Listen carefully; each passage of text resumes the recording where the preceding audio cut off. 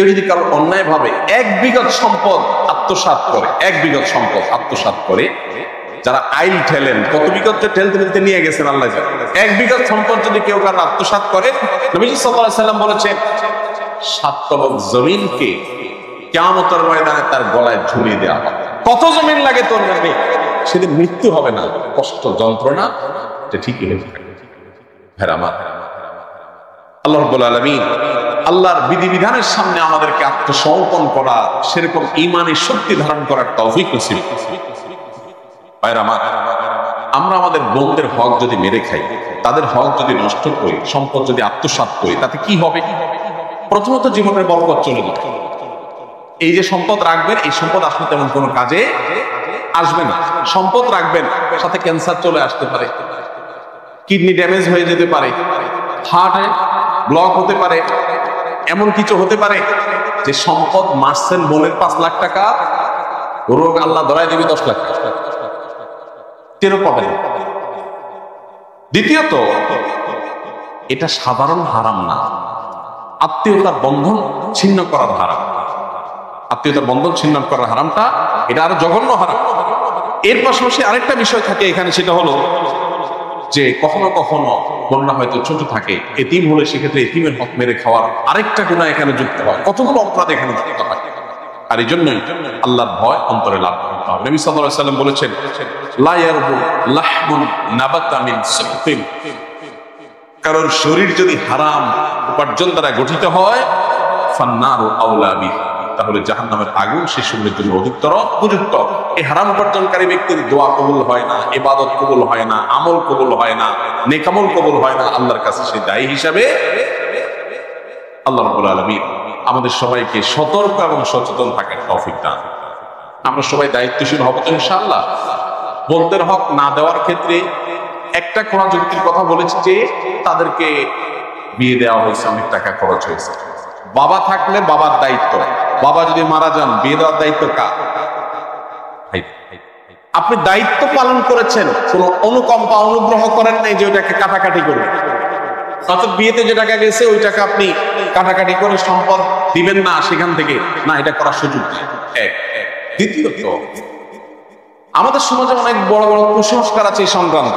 এর ভিতরে মেয়েদের হক মেরে খাওয়ার জন্য ছেলেরা একটা কুসংস্কার বানাইছে, সেটা হলো বাবার বাড়ির হক নিলে এটা সয় না।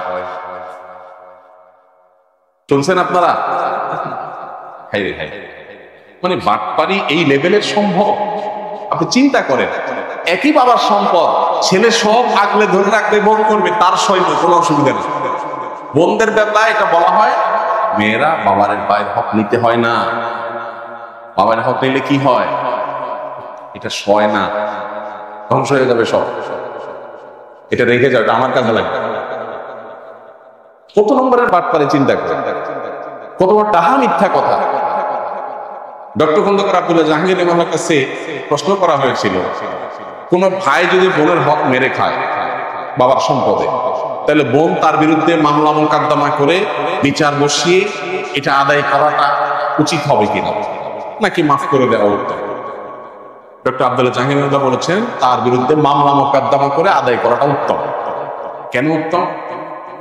বলেন যে বোন যতই মুখ দিয়া বলুক তার মনে কষ্ট থাকবে, এখানে আরো মানুষের সংযুক্ত আছে। মামলা মোকদ্দমা করে যেভাবে হোক জোর জবরদস্তি করে যদি নিজস্ব হকটা আদায় করতে পারে, তাহলে এই ভাইটা কিয়ামতের দিন পাকড়াও থেকে বেঁচে যাবে, এটা তার উপকার।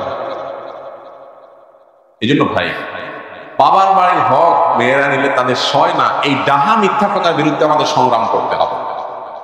দ্বিতীয়ত, আমাদের সমাজে মেয়েরা বাবার বাড়ির হক নিয়ে গেলে এটাকে অনেকে খারাপ চোখে দেখে, মনে করে যে আরে এটা খুব কথা হল। মেয়েরাও হেজিটেশন করে নিতে চায় না, কারণ বিয়ের পর স্বামীর সংসার করতে চলে যায় শ্বশুর বাড়িতে, কিন্তু তার নাইটা পোতা আছে তো বাবার বাড়িতে, যার কারণে বাবার মায়ের প্রতি টানটা ঠিকই থাকে। বিয়ের পর 30 বছর 40 বছর 50 বছর পার হওয়ার পরেও, বার্ধক্য এসে গেলেও তখনও মনে চায় একটু বাবার বাড়িতে যাই। তো যদি হক নিয়ে আসি তাহলে কোন মুখে সেখানে আবার যাবে, এরকম একটা ব্যাপারও থাকে।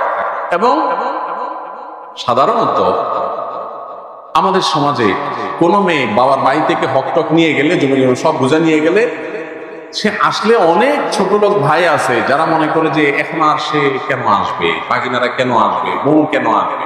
যতদিন হক নেয় না ততদিন বোন আসলে মোরল জবাই হয়, গরুর গোশত দিয়ে কিনে বাজার করে রান্না করে খাওয়া হয়, কারণ হক আছে। আর হক নিয়ে গেছে তখন মনে হয় পর হয়ে গেছে, এখন বোধহয় তার আসার কোনো রাইট নেই। পরিষ্কার জেনে রাখা দরকার, ভাই এবং বোনের সম্পর্ক কি শুধু সম্পদকে কেন্দ্র করে? অতএব বোন যদি তার প্রাপ্য হক বুঝিয়ে নেয়, তারপরও মৃত্যু পর্যন্ত এই বোনের সাথে সুসম্পর্ক বজায় রাখতে হবে। এবং বাবার বাড়িতে, ভাইয়ের বাড়িতে বেড়াইতে আসার অধিকার বোনের ঠিকই থাকবে। আবার ভাইয়েরও কর্তব্য থাকবে বোনের বাড়িতে গিয়ে বেড়ানো এবং তাকে দেখা খোঁজ খবর নেওয়া। এটার সাথে সম্পদ দেওয়া নেওয়ার কোনো সম্পর্ক নাই। অতএব এই কুসংস্কারের উপর আমাদেরকে আঘাত করতে হবে যে কোনোভাবেই এই কুসংস্কার থাকা চলবে না। ভাইয়ের হক থেকে বা বাপের হক থেকে, সম্পদ থেকে বোন সম্পদ নিয়ে গেলে সেই বোন, সেই মেয়ে আর বাপের বাড়িতে আসতে পারে না, এটা সঠিক কথা নয়। বরং সম্পদ নিয়ে গেলেও আসতে পারবে, সম্পদ থাকার মধ্যে তো অবশ্যই আসতে পারবে বলাই। এই জন্য ভাই এই কুসংস্কার আমাদের দূর করতে হবে। অনেক ক্ষেত্রে দেখা যায় একটা সিন ক্রিয়েট করা। কিরকম সিন ক্রিয়েট করা হয়? মেয়েদের সম্পদ মারার ক্ষেত্রে দুইটা সিন ক্রিয়েট হয় সাধারণত। একটা হয় বাসর ঘরে, মহর দেওয়ার বেলায় আসে, ফুসলায়া ফাসলায়া, মেয়েরা লাজুক প্রকৃতির হয়। বাঙালি মেয়ে, মুসলিম মেয়ে আরো বেশি লাজুক হয়, যত ধার্মিক তত লাজুক হয়। এই জন্য বাসর ঘরে ফুসলায়া ফাসলায়া, দেখো মহর তো 10 লাখ 1 টাকা ধরছে মুরব্বীরা, তা আমার তো দেওয়ার সামর্থ্য নাই, আমি ইনশাল্লাহ এই তো সামনের মাসে বা 1 বছরের মধ্যেই সর্বোচ্চ আমি তো ইটালি চলে, সৌদি আরব চলে, কত 10 লাখ হবে, সবই তো তোমার। বউ তখন বেচারি শর্মে পড়ে বলে যে আরে কি বলেন সব, আমার কোনো দায় দেবে না এগুলা। এই যে মুখে না দাবি আদায় করে সিন ক্রিয়েট করে, একটা পরিবেশ ক্রিয়েট করে, এটা হলো আরেক বাটপারি। বিয়ে করতে বলছে কি, মহরের টাকা জোগাড় করার মতো ক্ষমতা না থাকলে এটা তো লজ্জার কথা যে বাসা করতে আপনি বোর কাছে টাকার জন্য মাপ চাইতেছে। মেয়েরা যদি শরীয়ত মাসালা ভালো করে বুঝতো তো বলতো খবরদার, মহানা পরিষদের আগে কোনো আওয়াজ নাই, কোনো আলাপ নাই, আগে পরিশোধ করছে। তারা তো জানে না শরীয়ত তাদেরকে কি অধিকার দিয়েছে। আরেকটা বাটপারি হয় বাবার মৃত্যুর পর, মায়ের মৃত্যুর পর বোনদেরকে দাওয়াত দেয় ভাই, বাগিনা বাগিনী এবং জামাই সবে, এরপরে কবজি ডুবাই খাওয়ায়, মুরগি, হাঁস, কলিজা, গরুর গোশত, মাছ ফ্রাই, ভুনা, বিভিন্ন আইটেম খাওয়ায়, এরপরে শাড়ি, লুঙ্গি, কাপড় চোপড় দিয়া, এরপরে আওয়াজ ওঠায়, আলাপ ওঠায়, নাটক শুরু হয়।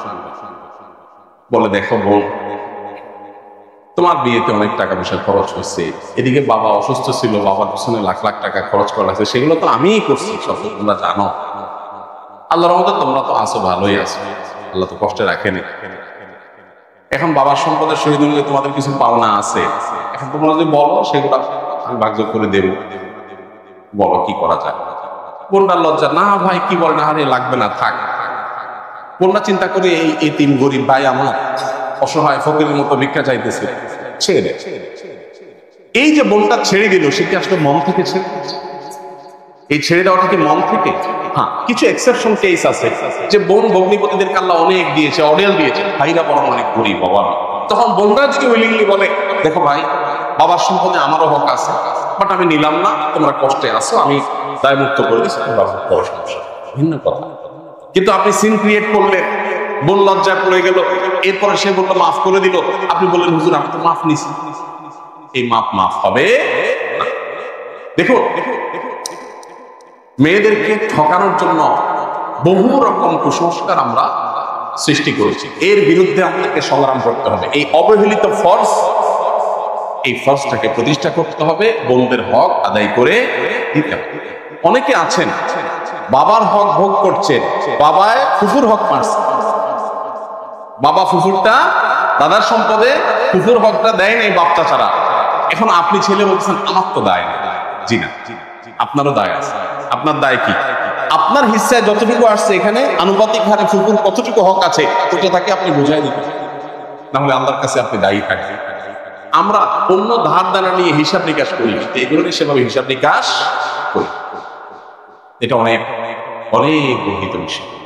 আরেকটা ভয়াবহ কাজ হয়, যারা দেয় বোনদের হক দেয় তারা আরেকটা 2 নম্বরই করে। দেখেন কত রকম লেয়ারে লেয়ারে 2 নম্বর। সেই 2 নম্বর এটা হলো বলে যে বোনরা ভিটা বাড়িতে পায়,